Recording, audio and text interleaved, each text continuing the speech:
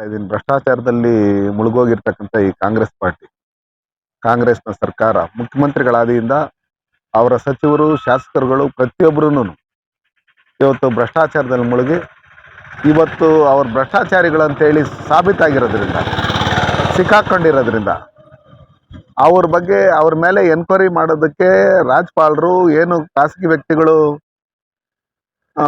ದೂರು ಕೊಟ್ಟರು. ಅದರ ಆಧಾರದ ಮೇಲೆ ಕಾನೂನು ತಜ್ಞರ ಹತ್ರ ಅವರೆಲ್ಲ ಚರ್ಚೆ ಮಾಡಿನೇ ಅವ್ರ ಮೇಲೆ ಕಾನೂನು ರೀತಿಯಲ್ಲಿ ಕ್ರಮ ಕೈಗೊಳ್ಬೇಕು ಅಂತ ಹೇಳ್ಬಿಟ್ಟು ಎನ್ಕ್ವೈರಿ ಮಾಡಬೇಕು ಅಂತ ಹೇಳಿ ಪರ್ಮಿಷನ್ ಕೊಟ್ಟಿರ್ತಾರೆ. ಹಿಂಗಿರ್ತಕ್ಕಂಥ ಸಂದರ್ಭದಲ್ಲಿ ಸ್ವತಃ ಸಿದ್ದರಾಮಯ್ಯನವರೇ ವಿಧಾನಸಭೆಯಲ್ಲಿ ಅದು 187 ಕೋಟಿ ಅಲ್ಲ 89 ಕೋಟಿ ಅಂತ ಹೇಳಿ ಒಪ್ಕೊಂಡಿರೋದ್ರಿಂದ, ಮೂಢ ಹಗರಣ ಇರ್ಬೋದು, ನಮ್ಮ ವಾಲ್ಮೀಕಿ ಅಭಿವೃದ್ಧಿ ಪ್ರಾಧಿಕಾರದಲ್ಲಿ ಮಾಡಿರ್ತಕ್ಕಂಥ ಹಗರಣ ಇರ್ಬೋದು, ಇದನ್ನೆಲ್ಲ ಸಿಕ್ಕಾಕೊಂಡಿರೋದ್ರಿಂದ ಅವರ ಮಂತ್ರಿನೂ ಇವತ್ತು ಜೈಲಲ್ಲಿದ್ದಾರೆ, ಅವರ ಅಧ್ಯಕ್ಷರೂ ಇವತ್ತು ಜೈಲಲ್ಲಿದ್ದಾರೆ. MLAಗಳನ್ನು ಒಂದು ಪೊಲೀಸ್ ಅಧಿಕಾರಿ ಹತ್ರ 40 ಲಕ್ಷ ಲಂಚ ಕೊಡಬೇಕು ಅಂತ ಕೇಳಿ ಪೊಲೀಸ್ ಅಧಿಕಾರಿ ಆತ್ಮಹತ್ಯೆ ಮಾಡಿಕೊಂಡು, ಚಂದ್ರಶೇಖರ್ ಅಂತ ಹೇಳ್ಬಿಟ್ಟು ವಾಲ್ಮೀಕಿ ಅಭಿವೃದ್ಧಿ ಪ್ರಾಧಿಕಾರದಲ್ಲಿ ಅಧಿಕಾರಿ ಆತ್ಮಹತ್ಯೆ ಮಾಡ್ಕೊಂಡು, ಈ ಥರ ಅಧಿಕಾರಿಗಳನ್ನ ಸಾಲಾಗಿ ಇವತ್ತು ಆತ್ಮಹತ್ಯೆ, ಇವರ ಒತ್ತಡಕ್ಕೆ ಮಣಿದು, ಇವರ ಒತ್ತಡಕ್ಕೆ ಬೇಸತ್ತು ಇವತ್ತೇನು ಆತ್ಮಹತ್ಯೆ ಮಾಡ್ಕೊತಾ ಇದ್ದಾರೆ. ಹಿಂಗಿರ್ತಕ್ಕಂಥ ಸಂದರ್ಭದಲ್ಲಿ ಇವರು ಡೆಲ್ಲಿ ಚಲೋ ಅಂತೇಳಿ ಹಮ್ಮಿಕೊಂಡಿದ್ರು. ಡೆಲ್ಲಿಗೆ ಹೋಗ್ತೀರಿ, ನಾವು ಅಲ್ಲಿ ಮಾಡ್ತೀರಿ, ಇಲ್ಲಿ ಮಾಡ್ತೀರಿ, ಅಲಿಬಾಬಾ 40 ಸಾವಿರ NDA ಮಿತ್ರಕೂಟದ ಜೊತೆಯಲ್ಲಿ ನಾವು ಹೋರಾಟ ಮಾಡ್ತೀರಿ ಅಂತ. ಡೆಲ್ಲಿ ಎಲ್ಲ ಇವರು ಪಾಕಿಸ್ತಾನದಲ್ಲಿ ಹೋಗಿ ಹೋರಾಟ ಮಾಡಿದ್ರೆ ಕೂಡ ಇವ್ರ ಪರವಾಗಿ ಯಾವುದೇ ರೀತಿಯಾದಂಥ ಇವ್ರನ್ನ ಸೇಫರ್ ಸೈಡ್ ಮಾಡೋಂಥ ರೀತಿಯಲ್ಲಿ ಯಾವುದೇ ರೀತಿಯಾದಂಥ ಪುರಾವೆಗಳು ಇಲ್ಲ. ಹಂಗಿರ್ತಕ್ಕಂಥ ಸಂದರ್ಭದಲ್ಲಿ ಇವರೇನು ಡೆಲ್ಲಿ ಹೈಕಮಾಂಡ್ಗೆ ಇಲ್ಲಿಂದ ಹಣ, ವಾಲ್ಮೀಕಿ ಅಭಿವೃದ್ಧಿ ಪ್ರಾಧಿಕಾರದ ಹಣ, ಮತ್ತು ನಮ್ಮ SCPT SPಗೆ ಸೇರಿರ್ತಕ್ಕಂಥ ಹಣ, ಇದನ್ನೆಲ್ಲ ನುಂಗಿ ನೀರು ಕುಡಿದು ಇವತ್ತು ಗ್ಯಾರಂಟಿಗಳು ಕೊಟ್ಟಿದ್ದೀರಿ ಅಂತ ಹೇಳ್ಬಿಟ್ಟು ಸುಳ್ಳು ಹೇಳ್ತಾ ಇರ್ತಕ್ಕಂಥವ್ರು ಕೂಡಲೇ ಸಿದ್ದರಾಮಯ್ಯನವ್ರು ರಾಜೀನಾಮೆ ಕೊಡಬೇಕು.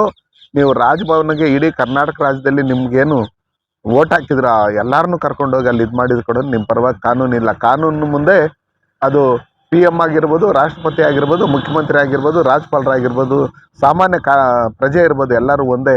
ಈ ದೇಶದ ಸಂವಿಧಾನಕ್ಕೆ ನಾವು ಬದ್ಧರಾಗಿರ್ಬೇಕು. ಆ ನಿಟ್ಟಿನಲ್ಲಿ ಹಿಂದೆನೂ ಅನೇಕ ಜನ ಮುಖ್ಯಮಂತ್ರಿಗಳ ಮೇಲೆ ಈ ಥರ ದೂರು ಬಂದಾಗ, ಎನ್ಕ್ವೈರಿ ಬಂದಾಗ ಅವರು ಕೂಡಲೇ ರಾಜೀನಾಮೆ ಕೊಟ್ಟು ಎನ್ಕ್ವೈರಿಗೆ ಅವರು ಸಹಕರಿಸಿರ್ತಕ್ಕಂಥದ್ದು ಉದಾಹರಣೆಗಳಿದೆ.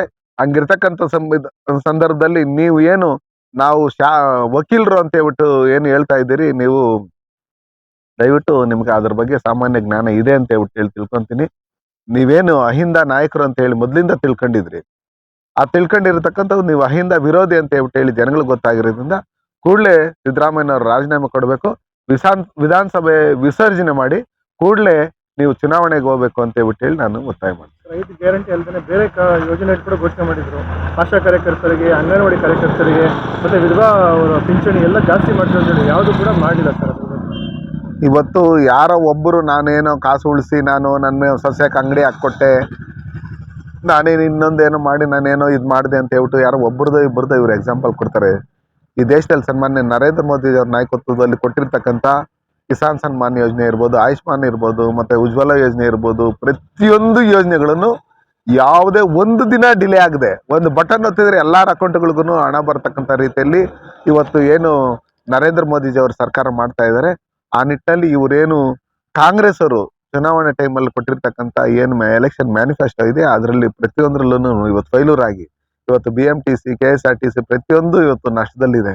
ಇವತ್ತು ಭಾಗ್ಯಲಕ್ಷ್ಮಿ ಯೋಜನೆಯಲ್ಲಿ ಏನು ನಾವು ಇದು ಕೊಡ್ತೀರಿ ಅಂತೇಳಿ ಹಣ ಕೊಡ್ತೀರಿ ಅಂತ ಹೇಳಿದ್ರು, ನಮ್ಮಲ್ಲಿ ಶ್ರೀಶಕ್ತಿ ಅವ್ರಿಗೇನು ಹಣ ಕೊಡ್ತೀರಿ ಅಂತ ಹೇಳಿದ್ರು, ವಿದ್ಯಾರ್ಥಿಗಳು SC/ST ವಿದ್ಯಾರ್ಥಿಗಳು ಹೊರದೇಶಕ್ಕೆ ಹೋಗಿ ವಿದ್ಯಾಭ್ಯಾಸ ಮಾಡೋದಕ್ಕೆ ಅದಕ್ಕೆ ಹಣ ಇವತ್ತು ಕಟ್ ಮಾಡಿರ್ತಕ್ಕಂಥದ್ದು.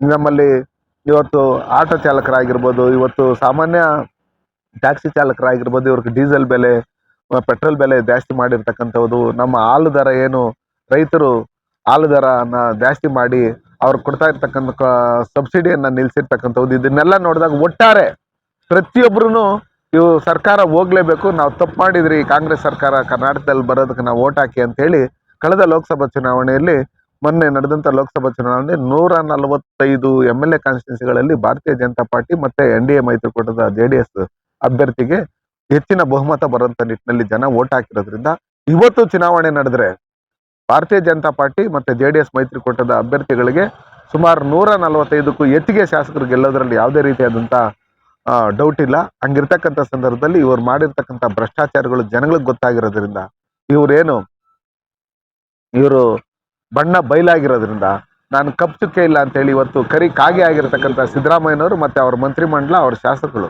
ಕೂಡಲೇ ಜನತೆ ಮುಂದೆ ಬಂದು ನಾವು ತಪ್ಪಾಯ್ತು ಅಂತೇಳಿ ಕ್ಷಮಾಪಣೆ ಕೇಳಿ ಕೂಡಲೇ ರಾಜೀನಾಮೆ ಕೊಡ್ಬೇಕು ಅಂತೇಳಿ ಒತ್ತಾಯ ಮಾಡ್ತೀವಿ.